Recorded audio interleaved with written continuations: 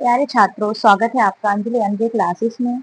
हम अभी तक पढ़ चुके हैं कक्षा 9 विषय गणित अध्याय 1 संख्या पद्धति से भाग 1 का पाठ परिचय। फिर हमने पढ़ा था भाग 2 प्रश्नावली 1.1। फिर हमने पढ़ा भाग 3 प्रश्नावली 1.2। फिर हमने पिछली वीडियो में भाग 4 प्रश्नावली 1.3 का पार्ट 1 कंप्लीट किया था।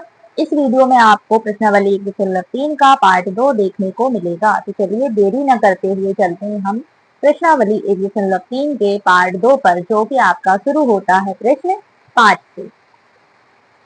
छात्रों, अब हम आ चुके हैं प्रश्नावली 1.3 के प्रश्न 5 पर। ये क्या कहता है? 1/17 के दशमलव प्रसार में अंकों की पुनरावृत्ति खंड में अंकों की अधिकतम संख्या क्या हो सकती है? अपने उत्तर की जांच करने के लिए विभाजन क्रिया कीजिए। हमें क्या करना है? हमें 1/17 के दशमलव प्रसार में अंकों की पुनरावृत्ति देखनी है। हमें क्या करना पड़ेगा? इसके लिए विभाजन क्रिया पढ़नी पड़ेगी।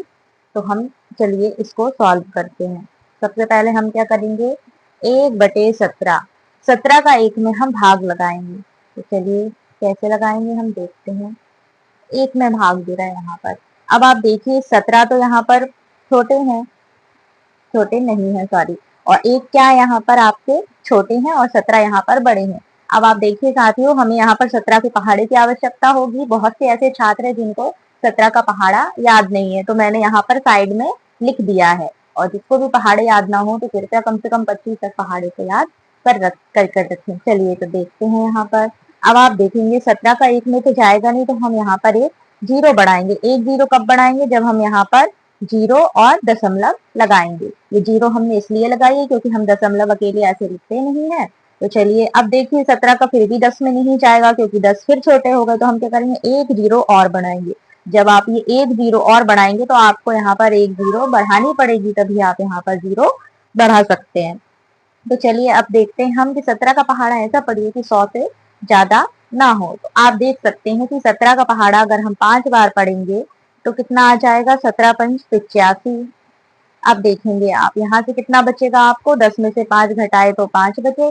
यहाँ बचे थे 9, 9 में से 8 घटाएंगे तो 15 बचेगा। आपको यहाँ से 15 प्राप्त हुआ। अब देखिए आप 15 में तो जाएगा नहीं क्योंकि हमने यहाँ पर दशमलव रखी थी, तो हम एक जीरो यहाँ पर बढ़ा सकते हैं। अब आप देखिए 17 का पहाड़ा ऐसे पढ़िए कि 150 से ज्यादा ना हो, तो हम क्या लिख सकते हैं? 17 अट्ठे 136। 17 अट्ठे 136।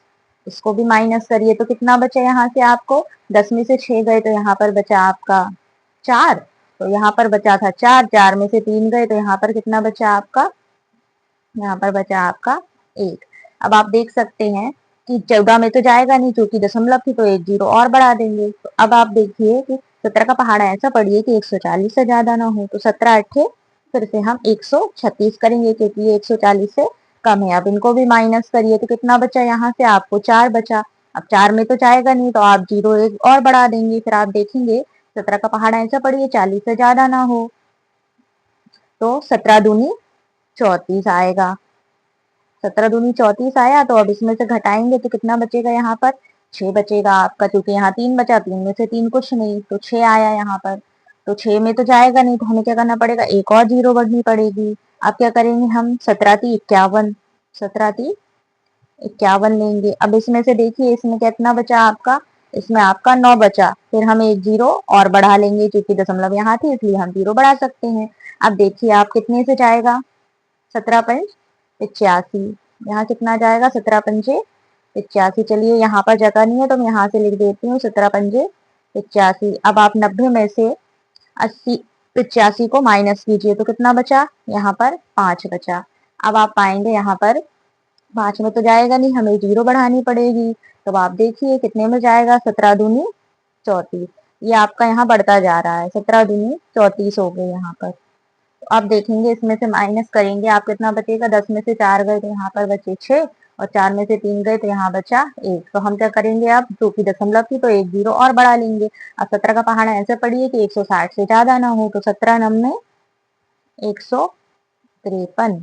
यहाँ कितना बचा आपका? यहाँ आपका 7 बचा है।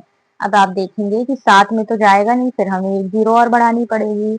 यहाँ अगर ये आपकी एक दशमलव लगी हो तो हम कितने भी जीरो यहाँ पर बढ़ा सकते हैं। पर एक साथ दो जीरो नहीं बढ़ाएंगे। अगर दो जीरो एक साथ बढ़ती है तो हमको एक जीरो लगानी पड़ती है ऊपर। अब आप देखेंगे कि 70 से ज्यादा ना हो, तो 17 का पहाड़ा ऐसे पढ़िए, 70 से ज्यादा ना हो तो 17 चौक 68, यहाँ कितना आ गया 68। अब आप देखेंगे 10 में से 8 को घटाइए तो यहाँ बचा 2। अब आप देखेंगे कि 2 में तो जाएगा नहीं, हमें क्या पढ़ानी पड़ेगी, एक जीरो। तो 17 एकम कितना हो जाएगा यहाँ पर, 17 एकम 17। यहाँ कितना बचा आपका, यहाँ बचा 3। अब 3 में तो जाएगा नहीं तो क्या करेंगे हम, एक जीरो बढ़ा लेंगे। तो अब 30 में 17 एकम फिर से 17 हो जाएगा। अब यहाँ से कितना बचेगा, आप 10 में से 7 घटाओगे तो कितना बचा, यहाँ 3 और यहाँ बचा 2, 2 में से 1 गया तो 1 बचा। अब हम क्या करेंगे, 13 में जाएगा नहीं तो एक जीरो और बढ़ा देंगे। अब 17 का पहाड़ा ऐसा पढ़िए कि 130 से ज्यादा ना हो, तो 17 17 सत्ते 119 आ रहा है ना, तो 17 सत्ते 119। अब आप घटा देंगे तो कितना बचेगा, यहाँ पर 10 में से 9 गया तो आपका बचा यहाँ पर 1, यहाँ बचा 2 में से 1 गया तो यहाँ बचा 1, तो आपका यहाँ पर मिला आपको 11। तो आप देखेंगे कि 11 में तो जाएगा नहीं, एक जीरो और बढ़ाना पड़ेगा। 17 का पहाड़ा ऐसा पढ़िए कि 110 से ज्यादा ना हो, तो 17 शून्य कितने होते हैं, 102।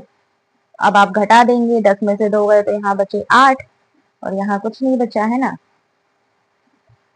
तो अब आप देखेंगे कि 8 में तो जाएगा नहीं तो हमें एक जीरो और बढ़ानी पड़ेगी। अब 17 चौक कितने होते हैं यहाँ पर, 68 होते हैं। अब 10 में से 8 को घटाओगे तो कितना बचेगा, 2 बचेगा। फिर यहाँ पर आपका 7 बचा, 7 में से 6 घटाए तो 1 बचा। अब 12 में तो जाएगा नहीं, हम एक जीरो और बढ़ा लेंगे। अब आप देखेंगे 17 का पहाड़ा ऐसा पढ़िए 120 से ज्यादा ना हो, तो कितने हो गए, 17 सत्ते 119। तो 17 सत्ते हम आ गए यहाँ पर 119 पर। अब आप देखेंगे 10 में से 9 गए तो 1 बचा, यहाँ आपका कुछ नहीं बचा। तो अब आप देखेंगे हमने 1 से शुरू किया था यहाँ पर और हम 1 पर ही आ चुके हैं, मतलब यहाँ से संख्याओं की पुनरावृत्ति होना स्टार्ट हो जाएगा। तो अब आप देखिए यहाँ पर हमें कितनी संख्याएं मिल रही है जिनकी पुनरावृत्ति होगी, 1 2 3 4 5 6 7 8 9 10 11 12 13 14 15 16। यहाँ पर हमें 16 संख्याएं मिल रही हैं। तो हम क्या करेंगे, हम इन पर बार चढ़ा देंगे, क्योंकि हमें 1 प्राप्त हुआ तो यहाँ से संख्याओं की पुनरावृत्ति होना स्टार्ट हो जाएगी। तो अब हम क्या लिख सकते हैं, हमें यही बताना था कि पुनरावृत्ति खंड में अंकों की अधिकतम संख्या क्या हो सकती है। तो हम लिख देंगे यहाँ पर कि 16 अंकों के बाद संख्याओं की पुनरावृत्ति होगी। तो छात्रों, पुनरावृत्ति होगी मतलब ये संख्याएं आपकी फिर से रिपीट हो जाएंगी, क्योंकि हमें यहाँ से इस फल में फिर से 1 प्राप्त हुआ है और क्योंकि हमने 1 से ही संख्याओं को स्टार्ट किया था। तो चलिए इसी के साथ आपका प्रश्न 5 कंप्लीट होता है। चलते हैं हम प्रश्न 6 की तरफ। तो छात्रों, अब हम आ गए हैं प्रश्न 6 पर। क्या कहता है प्रश्न 6 आपका, p बटे क्यू बराबर नहीं जीरो के रूप की परिमेय संख्याओं के अनेक उदाहरण लीजिए जहां p और q पूर्णांक है जिनका एक के अतिरिक्त अन्य कोई उभयनिष्ठ गुणनखंड नहीं है और जिसका 7 दशमलव निरूपण प्रसार है। क्या आप यह अनुमान लगा सकते हैं कि q को कौन सा गुण अवश्य संतुष्ट करना चाहिए। चलिए अभी हम आखिरी की लाइन को इग्नोर करते हुए हम पहले देखते हैं कि हमें p बटे q के रूप में परिमेय संख्याओं के कुछ उदाहरण देने हैं जिसमें p और q पूर्णांक होगा और उनको क्या होगा, एक के अतिरिक्त उनका कोई भी गुणनखंड नहीं होगा। वे संख्याएं जो या तो स्वयं से कटेंगी, ठीक है, और उनका एक के अलावा कोई भी गुणनखंड नहीं होगा। तो चलिए हम देख लेते हैं ऐसी कौन सी संख्या है। तो देखिए आप हल, हम देखते हैं यहाँ पर, जैसे हमने पहली संख्या यहाँ पर लिख दी है 7/2, ठीक है, तो हमें इनका दशमलव प्रसार निकालना पड़ेगा, ठीक है।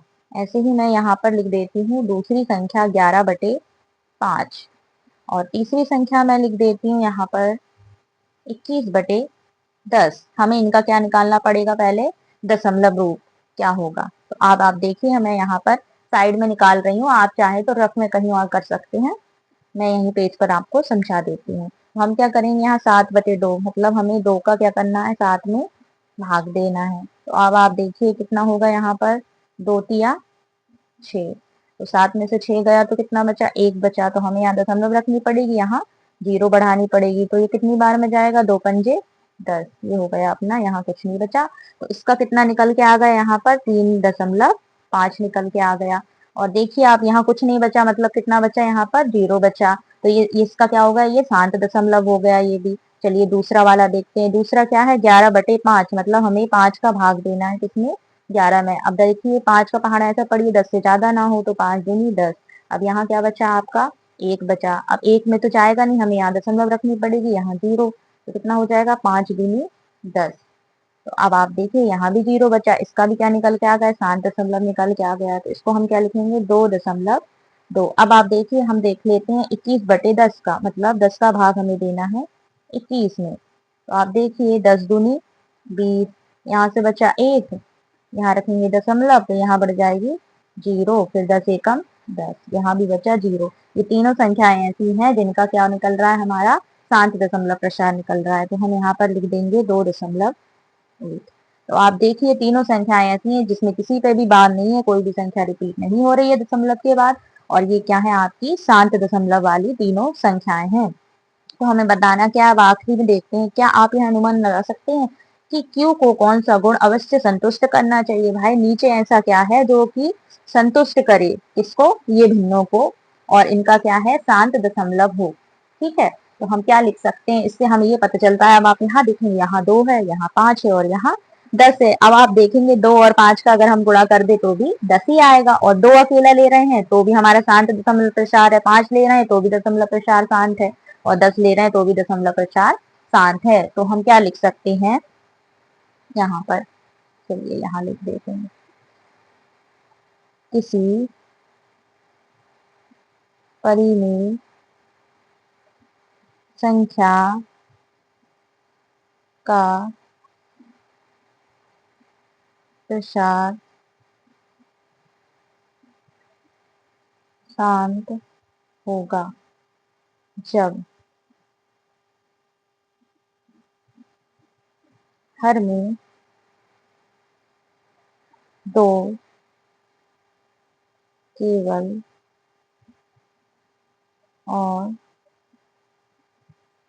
5 हों, या दोनों का गुणनफल हो।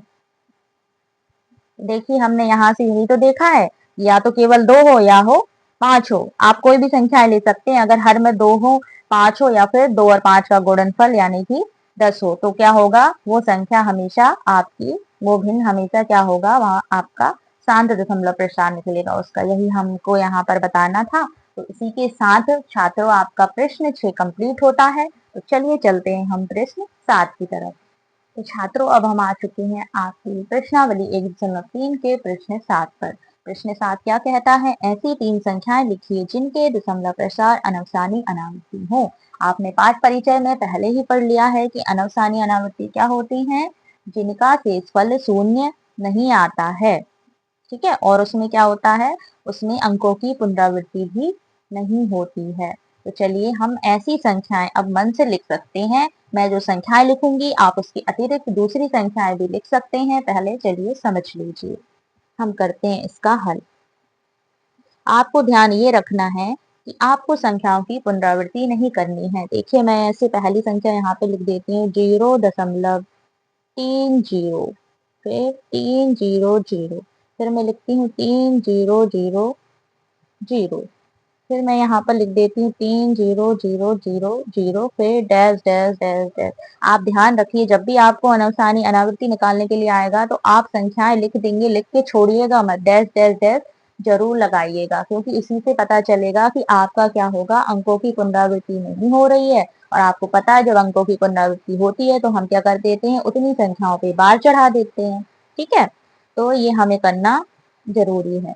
ऐसे ही हम दूसरी संख्या लिख लेते हैं, 0.14, फिर 114, फिर मैं लिखती हूँ 1114, 11114।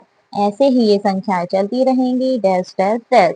फिर मैं आ जाते हैं हम तीसरी संख्या लिख लेते हैं। जैसे मैं लिखी 0.202, फिर मैं लिख देती हूँ 03, 04, 05 और फिर 06। इसी तरीके से डैश डैश डैश ये आगे चलती जाएंगी। तो साथियों, आपको ये ध्यान में रखना है कि आप ऐसी संख्याएं लिखिएगा जिनकी पुनरावृत्ति ना हो फिर से। आप यहाँ पर देखेंगे मैंने यहाँ लिखा 3 जीरो, तो 3 जीरो के बाद 3 जीरो ही तो नहीं है, मैंने 3 के बाद 2 जीरो लिख दी, फिर 3 के बाद 3 जीरो, फिर 3 के बाद 4 जीरो, ऐसे करके डैश डैश डैश। यहाँ पर भी देखिए 1 4 1 1 4 1 1 1 4 1 1 1 1 4, मतलब कोई भी संख्या यहाँ पर रिपीट नहीं हो रही। इसी तरीके से आप भी कोई भी संख्याएं ऐसे ही लिख सकते हैं। बस ध्यान रखिएगा कि आपको सेम संख्याएं नहीं लिखनी है और आगे आप डैश डैश डैश करके चलाते जाइएगा। चलिए, इसी के साथ आपका प्रश्न 7 भी यहाँ पर कंप्लीट होता है। अब हम चलते हैं आपकी प्रश्नावली के प्रश्न 8 पर। तो साथियों, अब हम आ चुके हैं आपके प्रश्नावली 1.3 के प्रश्न 8 पर। प्रश्न 8 क्या कहता है? परिमेय संख्याओं 5/7 और 9/11 के बीच 3 अलग अलग अपरिमेय संख्याएं ज्ञात कीजिए। हमें क्या निकालना है यहाँ पर? अपरिमेय संख्याएं निकालनी है। किसके बीच? 5/7 और 9/11 के बीच। तो चलिए, अब हम देखते हैं कैसे निकालेंगे हम अपरिमेय संख्याएं इनके बीच। करते हैं हल। हम देखते हैं यहाँ पर ये कितना है आपका 5/7। तो हमें पहले क्या करना पड़ेगा? अलग अलग 5/7 का दशमलव रूप लिखना पड़ेगा और 9/11 का दशमलव रूप लिखना पड़ेगा। तो मैं क्या करती हूँ, यहाँ पर साइड में कर देती हूँ। अब आप देखेंगे कि नीचे क्या है? 7। हमेशा हम नीचे का भाग ऊपर वाली संख्या में देते हैं। तो चलिए देखिए, 7 का पहाड़ा ऐसे पढ़ना, 5 से ज्यादा ना हो गई, 5 तो यहाँ पर छोटे हैं, तो हमें क्या करना पड़ेगा? 0 और दशमलव लगानी पड़ेगी। तो यहाँ पर क्या बढ़ जाएगी? एक 0, तो ये कितना हो जाएगा? 7×7=49। यहाँ पर कितना बचेगा? 1 बचेगा। अब भाई यहाँ पर 1 बच रहा है, तो 1 में तो जाएगा नहीं, हम मन से 0 बढ़ा देते हैं, क्योंकि यहाँ दशमलव रखी इसीलिए हमने ये 0 बढ़ाइए। अब आप देखेंगे 7 एकम कितना होगा? 7। यहाँ पर बचा आपका 3। अब 3 में तो जाएगा नहीं, मन से 0 बढ़ाएंगे, तो 7 दूनी कितना हो जाएगा? 28। यहाँ पर कितना बचा? 2। 2 में नहीं जाएगा तो 0 बढ़ाएंगे, 7 दूनी 14 और 7 या 21 ज्यादा हो जाएंगे।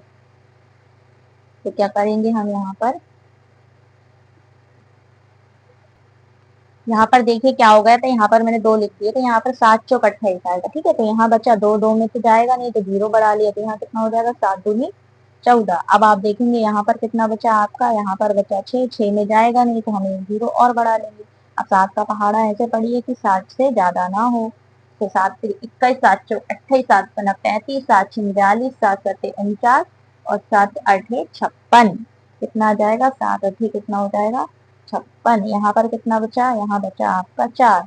अब 4 में तो जाएगा नहीं, तो हम क्या करेंगे? एक 0 बढ़ा लेंगे। अब 7 का पहाड़ा ऐसे पढ़िए कि 40 से ज्यादा ना हो। तो 7 पन्ना कितना हो जाएगा? 35। अब देखेंगे यहाँ पर कितना बचा आपका? 5 बचा। अब यहाँ पर ध्यान देंगे, हमने शुरुआत 5 से की थी और हम 5 पर आ गए, मतलब ये संख्याओं की क्या हो रही है? यहाँ पर पुनरावृत्ति हो रही है। तो हम इसको यहीं पर छोड़ देंगे, इसको यहाँ लिख देंगे 0.71428 और उसको हम चढ़ा देंगे यहाँ पर 5। अब आप क्या करेंगे? 9/11 का देखेंगे, इसका भी दशमलव रूप देख देते हैं। तो हम क्या करेंगे? 11 का भाग हमको 9 में देना है। तो आप देखेंगे 11 का 9 में जाएगा नहीं, तो 0 दशमलव लिखना पड़ेगा, यहाँ 0 बढ़ेगा। तो 11 8 कितने हो जाएंगे? 88। यहाँ बचा 2। अब 2 में जाएगा नहीं, तो मन से 0 बढ़ा लेंगे। तो देखिए इसके आगे क्या करेंगे हम? 11 एकम 11 लिख देंगे। यहाँ कितना बचा? 9। अब हमने यहाँ पर क्या देखा कि संख्या हमारी यहाँ पर 9 से ही स्टार्ट हुई थी और हम 9 पर ही आ चुके हैं। तो क्या होगा? इनकी भी यहाँ पर पुनरावृत्ति हो जाएगी। 0.8 अब आप देखेंगे यहाँ पर हमें क्या करना है? 0.714285 पर बार और 0.81 इन दोनों के बीच की क्या निकालनी है? हमें अपरिमेय संख्याएं निकालनी है।